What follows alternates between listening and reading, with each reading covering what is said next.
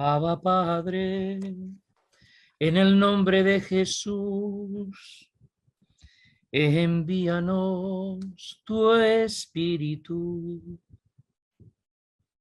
Abba Padre, en el nombre de Jesús, envíanos tu Espíritu.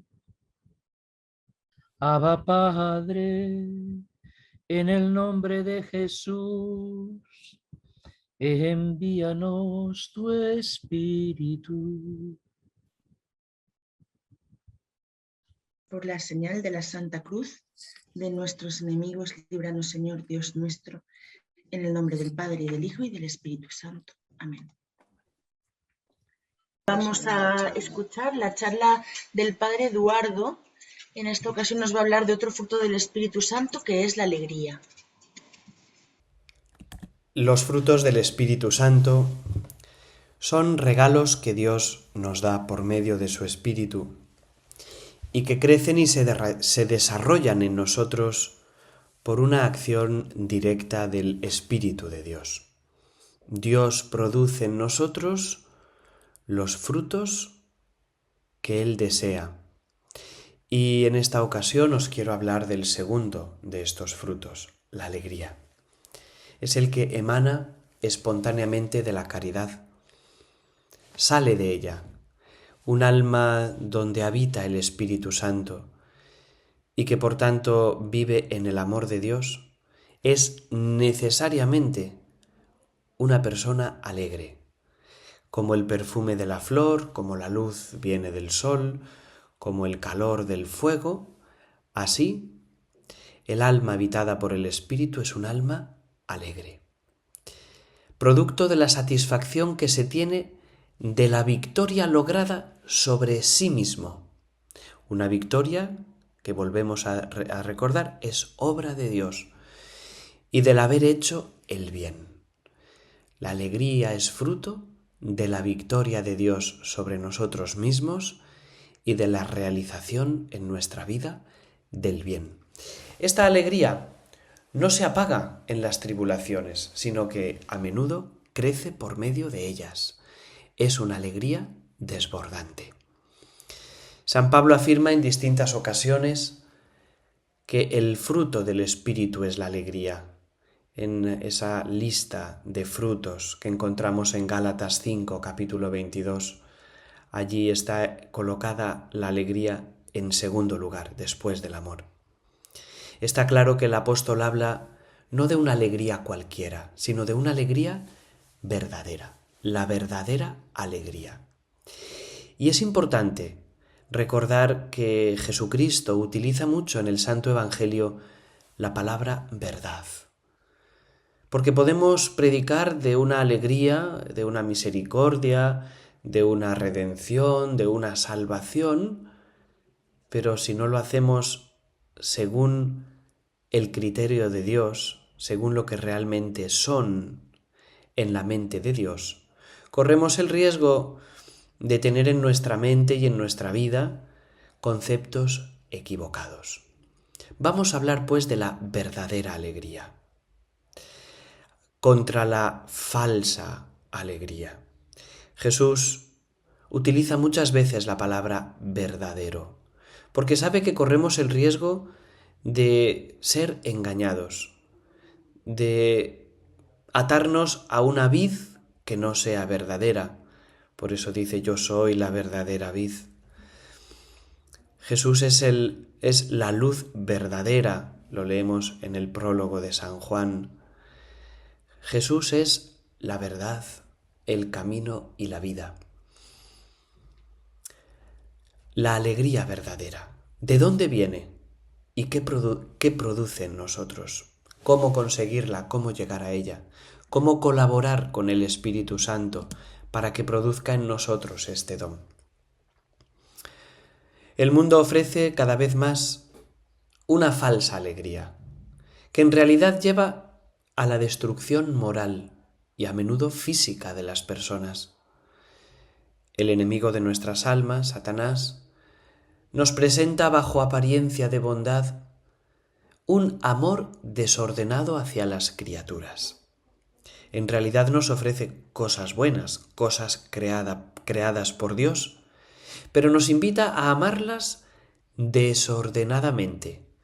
Y a esto lo llamamos pecado, afecto desordenado. Y el pecado siempre, siempre, siempre nos roba la alegría. Amar las cosas de este mundo, aquel gran santo, santazo de cuerpo entero, San Agustín, que una vez convertido decía: Señor, yo te buscaba y me lanzaba a las cosas que tú habías creado, pero no estabas en ellas, sino que estabas más dentro de mí mismo que yo mismo.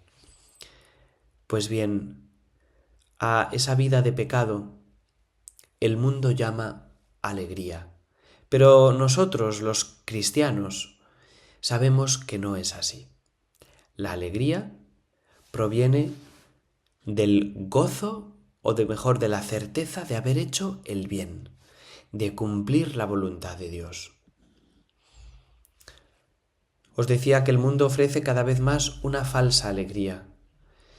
Alegría que en el fondo San Pablo llama las obras de la carne, más que alegría. Consiste en dar satisfacción desproporcionada y fuera del plan de Dios a todos los deseos más bajos de nuestra naturaleza, de nuestra sensibilidad. San Pablo habla de estas obras de la carne y hace una pequeña lista: fornicación, impureza, libertinaje, embriagueces, orgías y cosas semejantes. Gálatas 5, 19 y 21, justo antes de hablar de las obras del Espíritu, de los frutos del Espíritu: amor, alegría, paz, paciencia. ¿Cuántas personas hay en el mundo que confunden la alegría con todo lo anterior? A estas alegrías falsas se pueden agregar, y a veces van unidas, aquellas en las que se busca la posesión y el uso desenfrenado de la riqueza, el lujo, la ambición de poder, en resumen, en esa pasión y casi frenesí hacia los bienes terrenos que fácilmente producen ceguera de mente, como advierte San Pablo. El problema de los que lo tienen todo no es que lo tengan todo. Su problema es que este tenerlo todo les puede cegar la mente y el corazón.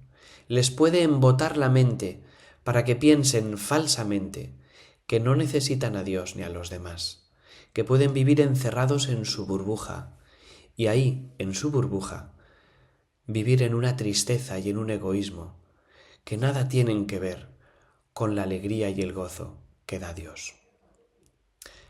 ¿Y por qué tantas veces el hombre busca la falsa alegría en lugar de la verdadera? Porque no sabe dónde buscar.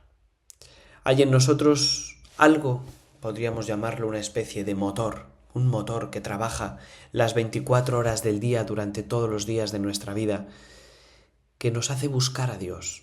Dios ha puesto en nosotros un motor para que le busquemos a Él. Y este motor nos hace estar continuamente: ¿dónde está? ¿Dónde está? ¿Dónde está la satisfacción? ¿Dónde está la alegría? ¿Dónde está aquello para lo que fui creado?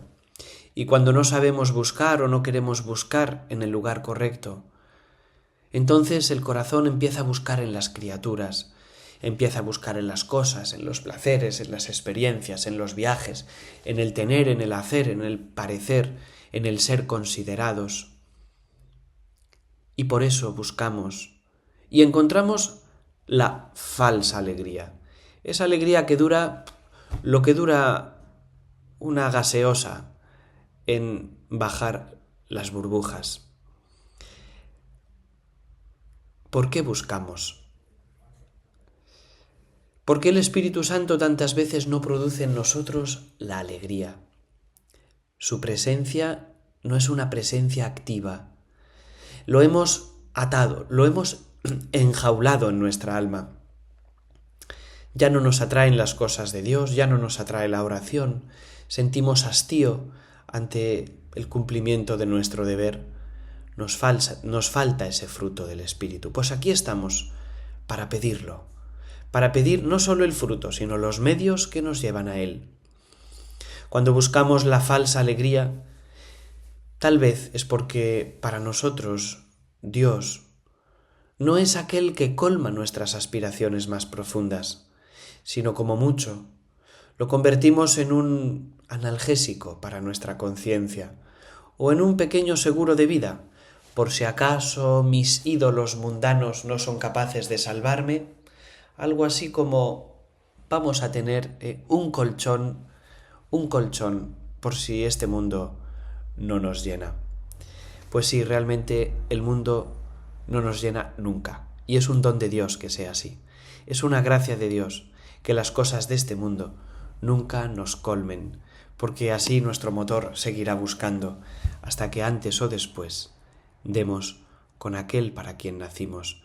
Nos hiciste, Señor, para ti, dice San Agustín, y nuestro corazón está inquieto hasta que descanse en ti. San Pablo, en sus catequesis a los convertidos, los invita a guardarse de las maldades y se refiere al mundo pagano con estas palabras.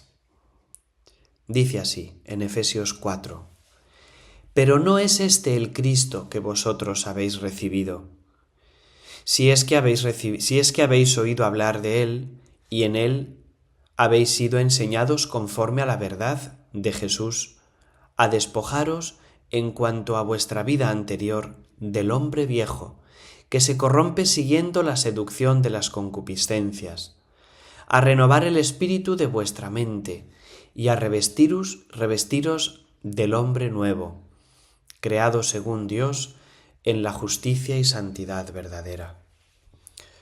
Hasta aquí San Pablo.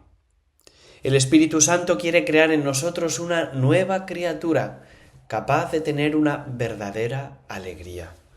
Por eso el apóstol concluye así la exhortación a la buena conducta y a la paz. Dice, Efesios 4:30, «No entristezcáis al Espíritu Santo de Dios, con el que fuisteis sellados para el día de la redención». ¿Podemos entristecer al Espíritu Santo y al mismo tiempo esperar vivir según su alegría? Imposible. No podemos estar alegres mientras entristezcamos al Espíritu. La Iglesia enseña que sólo el Espíritu Santo da alegría profunda, plena, duradera, a la que aspira todo corazón humano. El hombre es un ser hecho para la alegría, no para la tristeza. Y por eso la alegría viene inmediatamente después del amor. La alegría nunca nacerá de una vida egoísta o apartada de la ley de Dios. Lo que voy a decir ahora es importante. La Iglesia siempre ha predicado dónde está el pecado y dónde está la gracia, no para etiquetar a las personas o dividir a la humanidad entre buenos y malos. No. La Iglesia ha predicado dónde está el pecado y dónde está la gracia, porque como buena madre que es, cumple con su misión de indicar a sus hijos dónde han de encontrar la verdadera alegría y dónde no. La Iglesia es madre y maestra, y como tal, en sus buenos pastores, nunca dejará de mostrarnos el camino de la verdadera felicidad, que es el camino de la ley de Dios y el camino de las bienaventuranzas. ¿Dónde está la alegría según la doctrina católica? En la conformidad con esta ley de Dios y en la obediencia a las leyes, en la amistad a las leyes de Dios y en la amistad personal con Cristo. La amistad con Cristo es fuente de alegría. Fuera de esta amistad no hay alegría verdadera. Habrá gritos, carcajadas, fiestas. Es más, la tristeza como tal, como mal y vicio, explica Santo Tomás, es causada por el amor desordenado hacia uno mismo. ¿Cuándo estoy triste? Cuando me estoy amando desordenadamente a mí mismo. Dice Santo Tomás, y esta es la raíz general de todos los vicios. El pecado es fuente de tristeza, sobre todo porque es una desviación y casi una separación del alma del justo en orden a Dios, que da consistencia a la vida. El Espíritu Santo que obra en el hombre la nueva justicia en la caridad, elimina la tristeza y da alegría, esa alegría que vemos florecer en el Evangelio y que tan vivamente han vivido los santos. Me gustaría ahora brevemente repasar momentos especiales del Evangelio en los que se muestra cómo vivir la alegría. En primer lugar, la anunciación a María comienza con la palabra Jaire. Alégrate María, Jaire María, alégrate llena de gracia. Es el coronamiento de toda una serie de invitaciones formuladas por los profetas en el Antiguo Testamento, en Zacarías, en Joel, en Isaías. Alégrate. Dios viene para decirnos, alégrate. En la visitación, Isabel se llena de gozo. Saltó de gozo el niño en mi seno, dice Lucas 1:44. Isabel percibe la alegría de su hijo y la exterioriza. María, a su vez, responde también con el Magnificat, con el cántico de la alegría. Mi espíritu se alegra en Dios mi Salvador. Lucas 1:47. Una prolongación de este regocijo se produce durante la presentación del niño Jesús en el templo, cuando Simeón y Ana, al encontrarse con el niño y sus padres, se alegran bajo la moción del Espíritu Santo. Ahora, Señor, según tu promesa, puedes dejar a tu siervo irse en paz, porque mis ojos han visto a tu Salvador. En las páginas evangélicas relacionadas con la vida pública de Cristo, él mismo, se dice en Lucas 10:21, se llenó de gozo en el Espíritu Santo, y este gozo le hace bendecir al Padre. Yo te bendigo, Padre, Señor del cielo y de la tierra, porque has ocultado estas cosas a los sabios e inteligentes y se las has revelado a los pequeños. Sí, Padre, pues tal ha sido tu beneplácito. En Jesús la alegría asume toda su fuerza en el impulso hacia el Padre. Es el Padre quien alegra el corazón de Cristo. Por eso llegó a decirles a los apóstoles, yo tengo un alimento que vosotros no conocéis. Mi alimento, el alimento de mi gozo, es la voluntad del Padre. Jesús dirige a los discípulos la invitación de alegrarse y a vencer la tristeza en aquellas horas amargas de la última cena. Os conviene que yo me vaya, les dice, porque si no me voy, no vendrá a vosotros el Espíritu, el Paráclito, el Defensor, pero si me voy, os lo enviaré. Y continúa diciendo, os he dicho esto para que mi gozo esté en vosotros y vuestro gozo sea colmado. La promesa del Espíritu Santo en la última cena es, en esa promesa, en el cumplimiento de esa promesa, está el cumplimiento de la alegría de Jesús, la alegría de la fidelidad al amor que viene del Padre. En los Hechos de los Apóstoles encontramos numerosos pasajes en los que se nos habla de la alegría de los apóstoles, que incluso en la persecución, en los azotes, en los ultrajes, en la muerte misma, encuentran gozo. San Lucas atestigua en los Hechos de los Apóstoles, se volvieron a Jerusalén con gran gozo después de la ascensión y estaban siempre en el templo bendiciendo a Dios. Se nos dice también que en numerosas ocasiones los apóstoles alababan a Dios y gozaban de la simpatía de todo el pueblo. Hechos 2. Los discípulos quedaron llenos de gozo y del Espíritu Santo. Recordamos, y esto es importante, que la alegría cristiana no es el resultado de que todo marche bien, porque para algunos ser cristianos consiste en tener a Dios de mi parte para que todo me vaya bien. Y como le he encendido muchas velas al Cristo de mi pueblo o a la Virgen a la que le tengo devoción y las cosas no me han ido tan bien como yo deseaba, me aparto de Dios. Hace tiempos contaba una anécdota. Iba yo al tanatorio a hablar con la familia de una mujer difunta, ya mayor, y me dice uno de los hijos, sin conocerme de nada, así de entrada: ¿es usted el cura? Digo, eso parece. Pues tengo una reclamación contra tu Dios. Digo, así como así. Pues es que le he encendido muchas velas a tu Dios y mi madre se ha acabado muriendo, así que tu Dios no funciona. Y yo le dije, mira, el que te ha defraudado no es mi Dios, el que te ha defraudado es el ídolo que tú te has inventado, y como es un invento de tu cabeza, por eso no ha respondido a tus expectativas, pero mi Dios no defrauda nunca. Hay gente que piensa que Dios sirve para solucionarnos los problemas de la vida y para que la abuela, de 90 y muchos años, no se muera nunca. No es así. La tribulación, la persecución, la enfermedad, el dolor, el sufrimiento y la misma muerte están en el plan de Dios para cada uno de nosotros y forman parte de nuestro camino hacia el cielo. Pero como vemos en la vida de los apóstoles y de todos los santos a lo largo de la historia de la Iglesia, este sufrimiento y esta cruz no hacen que desaparezca el gozo, sino todo lo contrario. Todo lo contrario. La alegría cristiana no es fruto de que todo marche bien.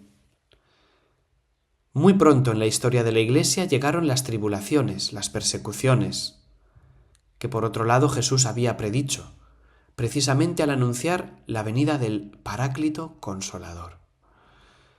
Pero según los Hechos de los Apóstoles, la alegría permanece incluso en la prueba.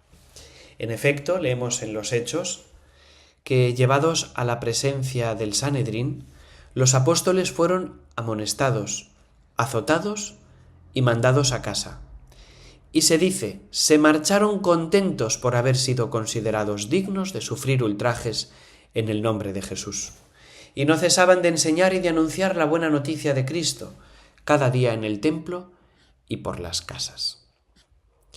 Tendría más cosas que deciros sobre este fruto de la alegría, pero voy a terminar nada más con una frase de San Pablo.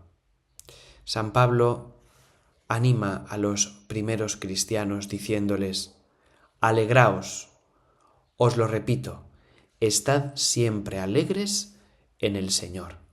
Y San Pedro en su primera carta, capítulo 4, nos dice: alegraos en la medida en que participéis de los sufrimientos de Cristo, para que también os alegréis en la revelación de su gloria. Queridos hermanos, pidamos hoy este fruto al Espíritu Santo, la alegría en medio de las persecuciones, la alegría en medio de las contrariedades, en medio de las dificultades propias de la vida, que no eres el único o la única que sufre en este mundo, que en este mundo hay mucho dolor, hay mucha tristeza, hay mucha enfermedad, hay mucho desasosiego, hay mucha soledad. Pero Dios es capaz de poner alegría allí donde, según los criterios mundanos, sería imposible obtenerla. Virgen María, causa de nuestra alegría, encomendamos a tu intercesión este y todos los frutos del Espíritu Santo. Reproduce en nosotros el don de la alegría en este nuevo Pentecostés. Y termino con las palabras finales de la secuencia de Pentecostés, que en el fondo son una súplica ardiente al Espíritu. Da virtutis meritum, da salutis exitum, da perenne gaudium, amén. Dale al esfuerzo su mérito, salva al que busca salvarse, y danos tu gozo eterno. Amén. En el nombre del Padre, y del Hijo, y del Espíritu Santo. Amén.